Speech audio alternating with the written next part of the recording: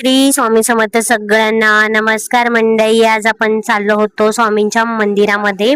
हे मंदिर आहे कोल्हापूर पासून आपल्याला 1 तास लागतो या मंदिरामध्ये जाण्यासाठी. हे बांबवड्या गावामध्ये मंदिर आहे, नवीनच बनवलेलं आहे मंदिर. चला बघूया आपण.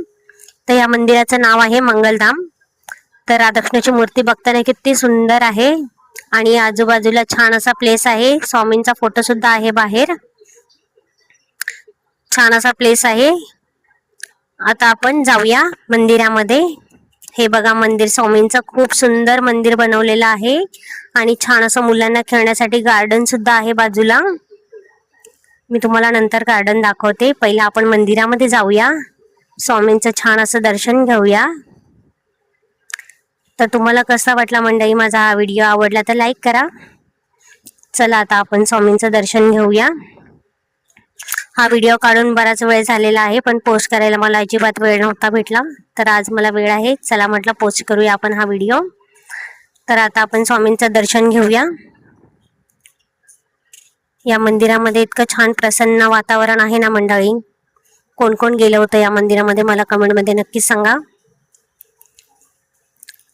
बघा स्वामींची मूर्ती सुद्धा खूप भारी आहे मंडळी. एकदम प्रसन्न वाटतं स्वामींच्या चेहऱ्याकडे बघितलं की.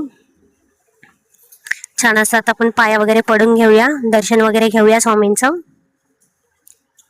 प्रसाद दिला या दादांनी. आता आपण दर्शन वगैरे घेतलं स्वामींचं. आता मुलं सुद्धा आलेले आहेत, मुलांना आपण दर्शन घ्यायचं आहे.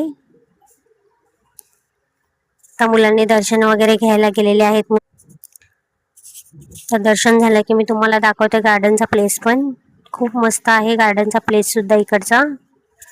आता मुलांचं पण दर्शन घेऊन झालेलं आहे. स्वामींचा फोटो बघू शकता तुम्ही, किती सुंदर होता.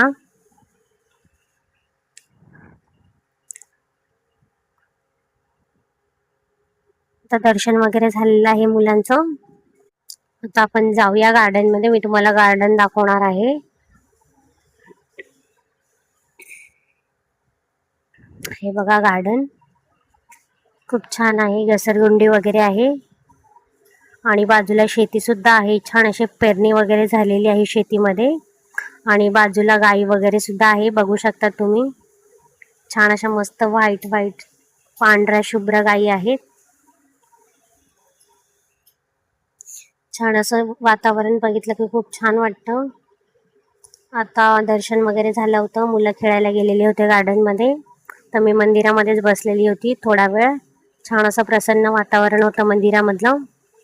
तर थोडा वेळ मी मंदिरातच बसलेली होती. त्यानंतर मी गार्डन मध्ये गेली मुलांकडे. मुलं पण छान असे खेळत होते. त्यांचं चाललं होतं छान असं मस्त एन्जॉय करणं, घसरगुंडी वगैरे खेळणं. तर मी इथे गार्डन मध्येच बसलेली होती.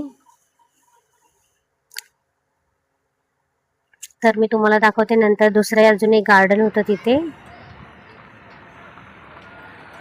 चला आतमध्ये जाऊया आपण. तर आतमध्ये सुद्धा गार्डन खूप मोठं आहे मंडळी. चला मी तुम्हाला दाखवते. बघू शकतात आतमध्ये खूप मोठं गार्डन होतं हे. तिथे 2-2 गार्डन आहेत.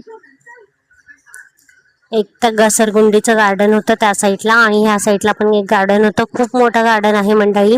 आणि ह्या साईडला एक लग्नाचा हॉल आहे. हे आजूबाजूला बघू शकता तुम्ही, लग्नाचा हॉल सुद्धा आहे इथे. छान असं डेकोरेशन केलेलं होतं मंडळी. कसा वाटला मंडळी माझा व्हिडिओ? आवडला तर लाईक करा. चला बाय. जय महाराष्ट्र मंडळी. Thanks for watching.